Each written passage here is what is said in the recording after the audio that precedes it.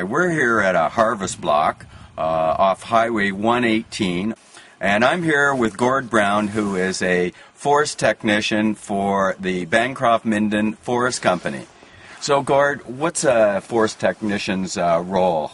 Well, the biggest role that we have, Glenn, is making sure that all the block is laid out properly. And on this particular block here, there's many AOC concerns, and the AOC being area of concern.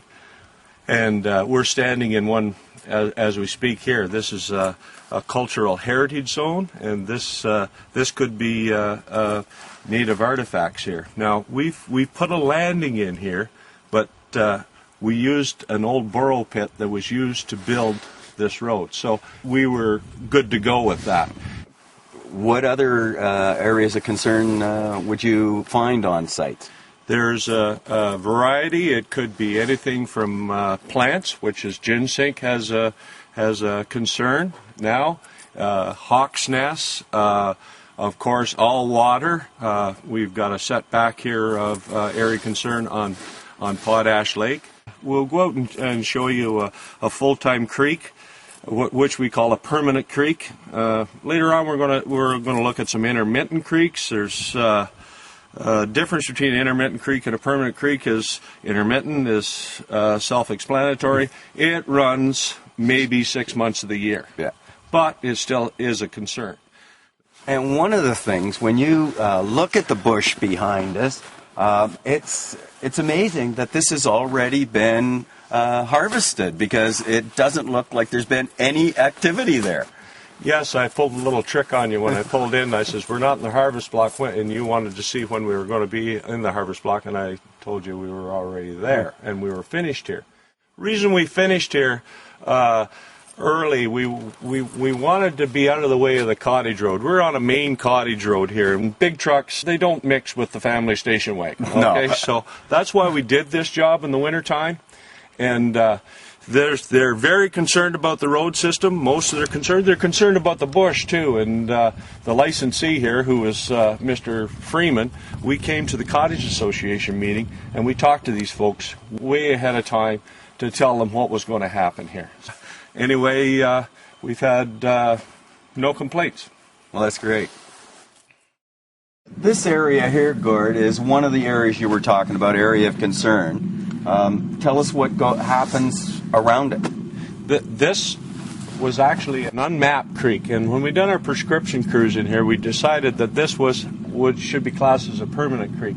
Now you look at a creek like this, it's got quite a scour down through here.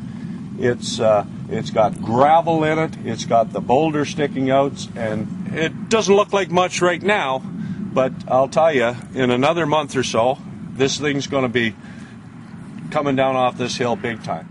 These creeks are very important, and in some areas the creeks are feeder creeks for speckled trout. Now, it's not just the fish that you catch out of the lake.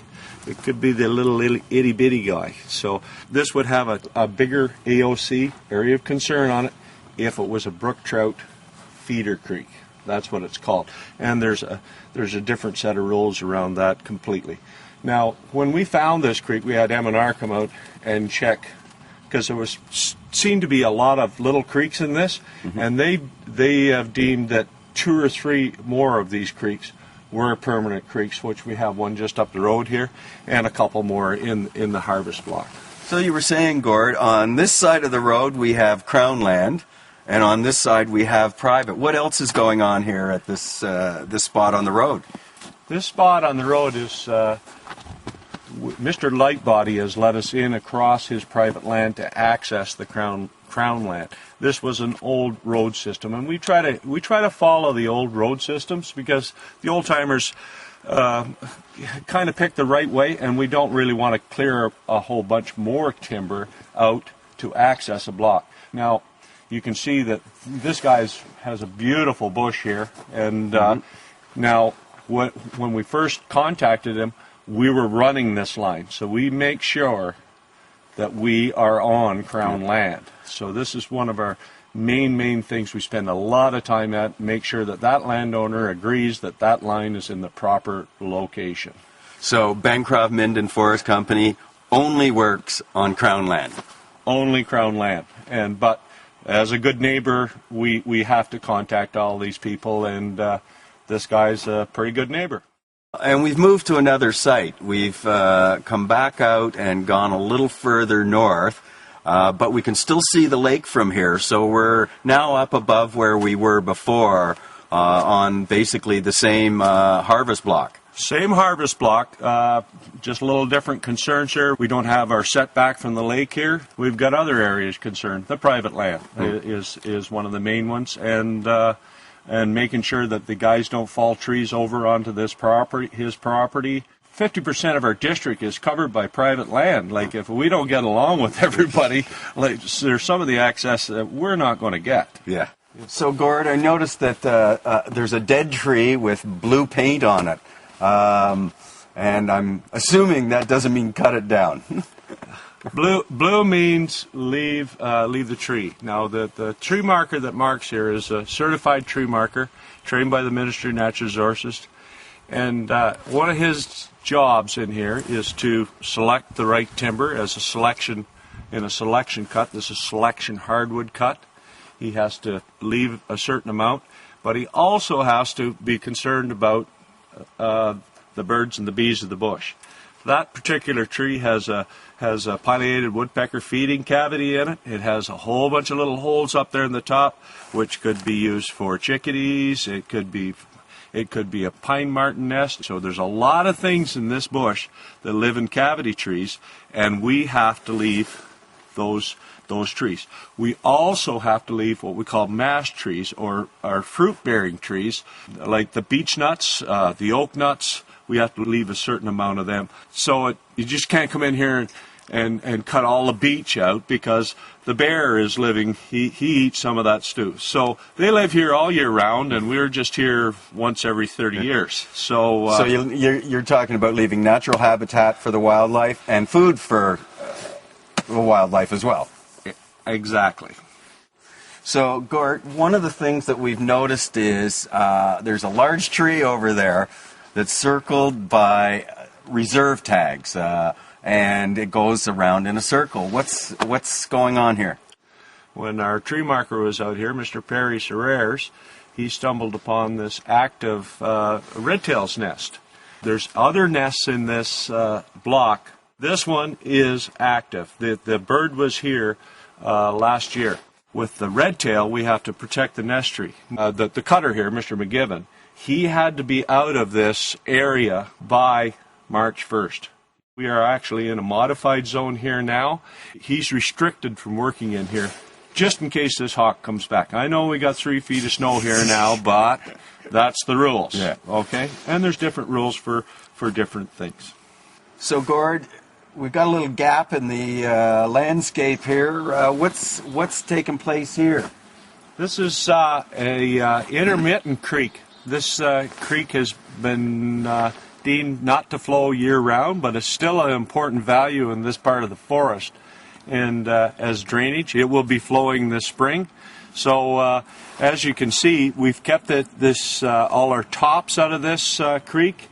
We've also ribboned it so the operators know where they are. They have a map of where this creek is, and they take some care around it. Now, the little gap here in the skidder trail is where they put a skidder bridge in.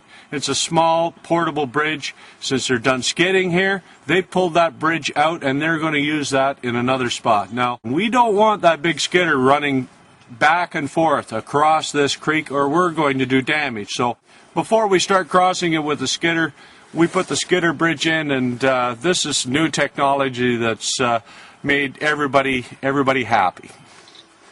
So, Gord, at this spot, it looks like there's some debris actually left on the road, but you're saying that's not the case. This was we're on the Hall Road here, and we had a small intermittent creek again, and they chose to instead of put a culvert in, which is we'd have to wait till the spring to get pull that out. We put a small timber bridge in here. Now, why we've we've put this debris on the road is there's a snowmobile trailer in behind this, and we don't want the snowmobilers to come in this part of the road. And this area here will have to be rehabbed when we come back, and it will be seeded for long-term erosion control on this particular part of the road. So the other thing I noticed on the trails here, Gord, is that skidooers are using this trail. So what's going on with the skidooers, and how does that affect what goes on in the bush here? This snowmobile trail is a main route for the Potash Trailblazers. And as you know, Bancroft is supported a lot by the logging industry, but they're also supported a lot by the snowmobile industry.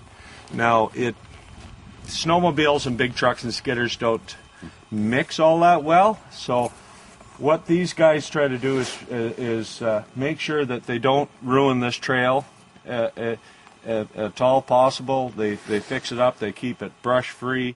On a Friday afternoon when we get a lot of trail use, they make sure they're not around that trail at that time because we have a lot more snowmobiles coming through. We have signs warning of logging operations, and 99.9% of the people are good. When you see a logging sign and you're on a snowmobile, please slow down. These guys are watching for you, and you should be watching for them. But we take a lot of time, and we've changed our road system in here because we didn't want to be on the same trail as the Snowmobile Club. In other areas, we've widened the trail, so we've got a spot for them and us. The Snowmobile Club has been very good. Sometimes they've turned around and they've detoured their trail and said there is not room for both of us, so we will not use this trail this year.